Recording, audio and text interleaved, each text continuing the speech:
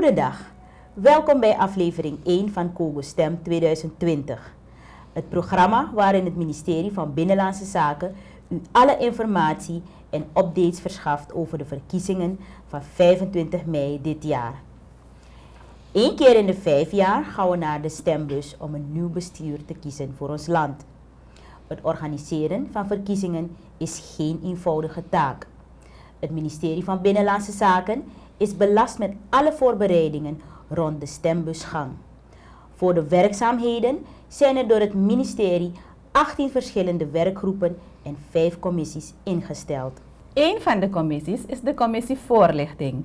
Deze commissie is belast met de landelijke campagne om kiesgerechtigden te informeren, te motiveren en te betrekken in het proces van de verkiezingen. De nationale voorlichtingscampagne werd op 10 december 2019 groots gelanceerd in de congreshal.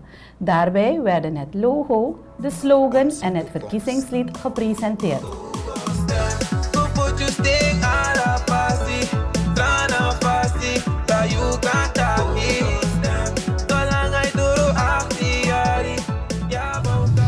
Jouw stem, mijn toekomst. Mijn stem, jouw toekomst. Jij vormt Suriname in de bonddroef van de gele ster.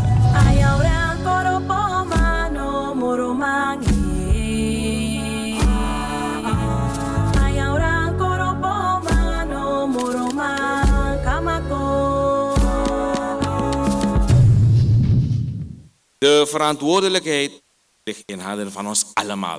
Om iedereen te stimuleren om naar de stembus te gaan. Het zij uw kiesgerechtigde gezinsleden, vrienden en familie, collega's. Kortom, iedereen die u kent. Het gaat om onze toekomst. Het gaat om ons land. Ik zie u en de uwen. Daarom op 25 mei 2020 bij de stembus. 你的选票决定我们的未来，让我们的苏里南更美好。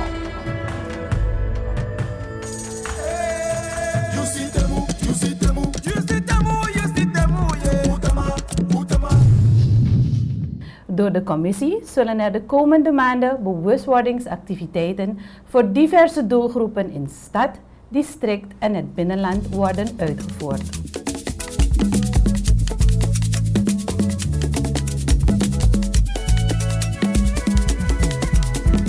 Voor we verder gaan is het belangrijk te weten dat de wettelijke terinzagelegging van de kiezerslijsten begint op 14 februari en eindigt op 15 maart.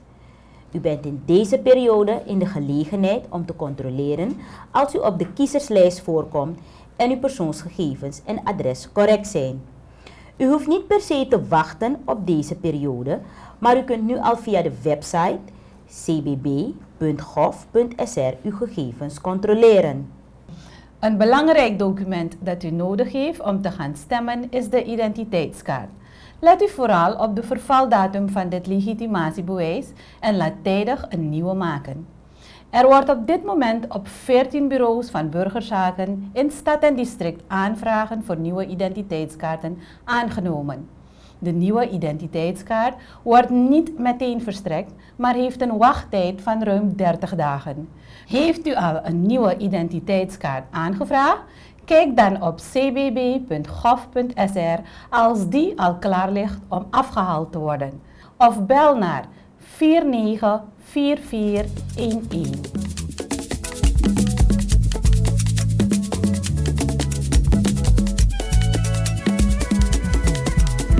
Ik zei het al, de organisatie van verkiezingen is geen eenvoudige taak en gaat gepaard met heel veel voorbereidingen en organisatie. We praten vandaag met de directeur van Binnenlandse Zaken, mevrouw Putridewi Amatsu Marto, over wat er de afgelopen periode is gebeurd vanuit het ministerie. U bent de eerste vrouwelijke directeur van het ministerie. Er wordt vaker gesproken over de ministers, maar vaak weet men niet wat de taak en de rol is van een directeur. Wanneer zijn de voorbereidingswerkzaamheden begonnen? Nou, eigenlijk is het een lopend proces. De verkiezing bestaat uit 3 fases. Je hebt de post-electorale fase, de pre-electorale fase en de electorale fase. Elke fase heeft zijn werkzaamheden die het ministerie zou moeten uitvoeren of moet uitvoeren. Als je het hebt over de post-electorale fase, dan zal het ministerie alle evaluaties doen. Alle verbeterpunten die worden neergepend en alle verslagen worden dan meegenomen bij de eerstvolgende te houden verkiezingen. 2 punten kunnen we dan als voorbeeld noemen. We hebben de onbestelde oproepingskaarten en de ongeldige stembiljetten. En eigenlijk ook alle andere zaken waarbij partijen ook hebben aangegeven, hey, letten we op bepaalde thema's, laten we dan daarmee rekening houden bij de eerstvolgende verkiezingen. Dus dat is dan ook gedaan. En dan heb je dan de pre-electorale fase. De pre-electorale fase behelst een tal van werkzaamheden. En natuurlijk hebben we het belangrijk jaar en dat is dan de electorale fase waarbij we de ter inzagelegging etc. dan moeten meenemen in die werkzaamheden. Dus het is een ongoing proces. En de periodes overlappen elkaar, maar het is een ongoing proces. Oké. Bij een verkiezing gaat er heel veel gepaard. Wat is er de afgelopen maanden aan voorbereiding gedaan? De afgelopen maanden hebben wij een aantal werkzaamheden verzet samen met de bestuursambtenaren van RO. Zoals u weet hebben wij, wanneer de mensen gaan stemmen, zijn ze verplicht dan hun ID-kaart te tonen. 1, 2, ze zijn ook verplicht de oproepingskaarten te tonen. Al de informatie van de burgers, de persoonsgegevens, zijn van eminent belang om het correct op te nemen, etc. Dus de werkzaamheden die daarmee gepaard gaan, worden dan voortgezet in dit jaar. Voor wat betreft de straatnaamborden, u weet, op je oproepingskaart zijn er adressen ook opgenomen, want het is van belang dat de stemgerechtigden de oproepingskaarten ontvangen. Als je dan niet bent verhuisd, zal je dan je oproepingskaart dan ook niet krijgen op het adres waar je niet bent ingeschreven. En dat soort zaken zijn eigenlijk de aaneenschakeling van werkzaamheden die het ministerie/CBB moet doen. We hebben dan ook de missies die we hebben uitgevoerd in het binnenland. U weet, onze mensen in het binnenland die kunnen niet makkelijk naar de stad gaan. En de missies worden dan uitgevoerd in de verschillende dorpen. En wat houden de missies in? De burgers worden dan in de gelegenheid gesteld om hun persoonsgegevens te controleren. Dat is 1. En 2, voor degenen die pas een ID-kaart moeten maken, of voor degenen waarvan hun ID-kaart is verloren, zij hebben dan ook de gelegenheid om dan een ID-kaart te maken. Dit is dan voor de missies in het binnenland. En zoals u weet is het ook van belang dat alle plaatsen in Suriname worden voorzien van straatnamen en straatnaamborden. Samen met de bestuursambtenaren van RO hebben ze dan ook veldwerkzaamheden uitgevoerd en ook wel geïdentificeerd waar er vervangen moet worden, waar er vernoemd moet worden. Als het gaat om de straatnamen, wordt er dan ook aangegeven door de bestuursambtenaren. Ook als het gaat om nieuwe projecten, wordt dat ook wel aangegeven en die plaatsen worden dan voorzien van straatnaamborden. We hebben dan ook de stembureaus. De werkgroep Legger hebben ook in samenwerking met de ambtenaren van RO ook werkzaamheden verricht om de stembureaus te identificeren. We hebben het afgelopen verkiezingsjaar een aantal stembureaus, 600 zoveel. De bedoeling was om de stembureaus die er toen waren, om te kijken als die dan intact zijn of we die kunnen handhaven. En we letten dan ook wel op de groei per resort als het nodig is om nog een extra stembureau bij te plaatsen. Dus dit soort werkzaamheden zijn verricht. Er zijn nog enkele resorten die nog aangedaan moeten worden.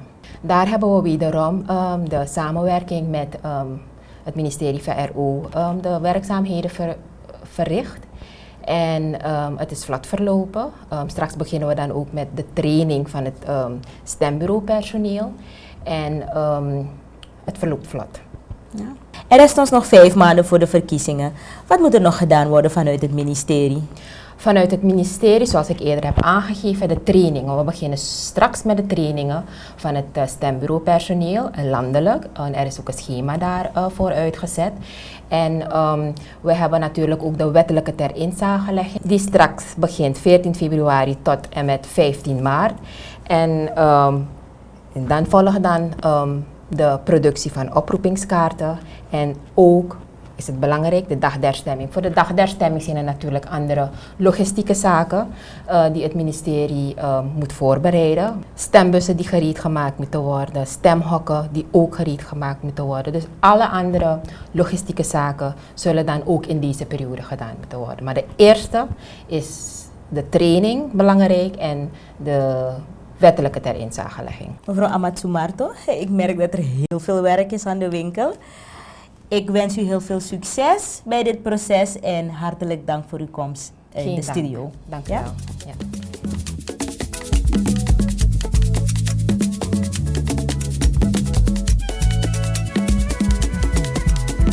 De districtscommissarissen spelen een cruciale rol bij de voorbereidingen van de verkiezingen en zijn ook een belangrijke partner voor het Ministerie van Binnenlandse Zaken. Tussen Binnenlandse Zaken en de DC's wordt er regelmatig overleg gevoerd. Op maandag 6 januari kwamen de DC's en de functionarissen van het Ministerie van Binnenlandse Zaken bij elkaar in de ballroom van Torarica. We praten hierover met de deken van de districtscommissarissen, Margaretha Malonti. Mijn eerste vraag aan u. Er zijn namelijk 19 DC's en in het gesprek van 6 januari werd aangegeven dat u de deken bent van de DC's. Misschien kunt u de kijkers een beetje uitleggen wat wordt bedoeld met de deken van de DC's. Ja. De deken der districtscommissarissen is de eerste onder de gelijken. Het is vanzelfsprekend dat elke districtscommissaris verantwoordelijk is voor haar eigen district of bestuursresort. De deken heeft een coördinerende rol, zit de vergaderingen voor en schrijft ook de vergaderingen uit. We weten dat we steeds weer de dag van de verkiezing naderen. En we zijn eigenlijk, het korps is een verkiezingsacteur. En het is onze plicht om de voorbereidingen naar de verkiezingen toe goed voor te bereiden met onze focalspunt, zodat we een goede verkiezing hebben op de dag 25 mei. En in welke mate is deze taak voor u als deken verzwaard? Nou, als deken heb ik eigenlijk te maken met alle 18 DC's, dus de rest van het korps. En ik heb ook een eigen bestuursresort onder mijn beheer. En het weegt echt zwaar. Want naast mijn reguliere werkzaamheden in het Paramakaans-gebied moet ik ook coördineren. Vergaderingen die worden uitgeschreven vanuit het Ministerie van Binnenlandse Zaken, vanuit het Ministerie van Regionale Ontwikkeling en andere instanties, gaan via de deken der districtscommissarissen naar de rest van het korps. Oké. Waarover ging de ronde tafelbijeenkomst op 6 januari? Het was eigenlijk een evaluatiesessie van de werkzaamheden die reeds zijn uitgevoerd. En het was meer een samenkomst waarbij de commissie, de voorzitter van de commissies die zijn ingesteld door het Ministerie van Binnenlandse Zaken, eigenlijk de stand van zaken moesten doorgeven aan de districtscommissaris en de focal points. Mevrouw Malonti, hoe ziet het traject de komende maanden eruit voor de DC's? We hebben laatst de werving en selectie gehad van de stembureauleden. En zij worden binnenkort getraind. Ja. We beginnen in Ikeri en dan gaat het dan verder naar de andere districten. Verder zullen de DC's stembureau locaties in orde moeten maken. Vooral in het binnenland waar de mensen zullen moeten overnachten, moeten we alles in orde maken. En verder zullen ook de stembiljetten worden besteld aan de mensen. En het is belangrijk dat de dorpen in het binnenland van naamborden worden voorzien. En we hebben ook gehad dat de commissie straatnaamborden en huisnummering bezig zijn geweest om de straatnamen te plaatsen en de huisnummers, zodat de mensen, de colporteurs, makkelijk de burgers kunnen bereiken. Mevrouw Malonti, ik dank u hartelijk voor uw komst en ik wens u heel veel succes als deken van de DC's.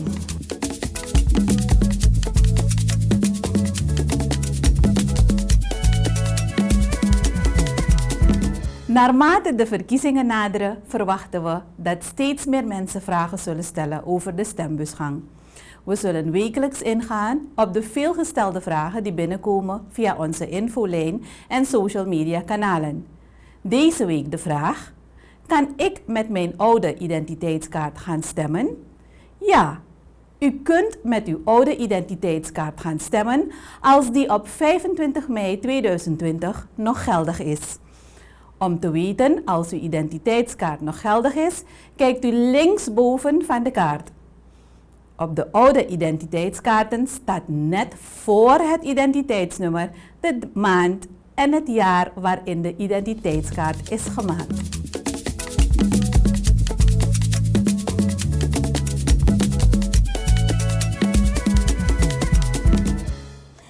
Blijf op de hoogte van de juiste informatie. Volg ons op de Facebookpagina van het Ministerie van Binnenlandse Zaken Suriname. Contact ons tussen 7 uur 's morgens en 3 uur 's middags op het telefoonnummer 470561 of e-mail naar verkiezingen 2020 suriname@gmail.com. Heeft u vragen? Aarzel niet. Stel die via de mail, onze Facebookpagina of bel. Hierbij zijn wij aan het einde gekomen van onze eerste aflevering. Tot de volgende week.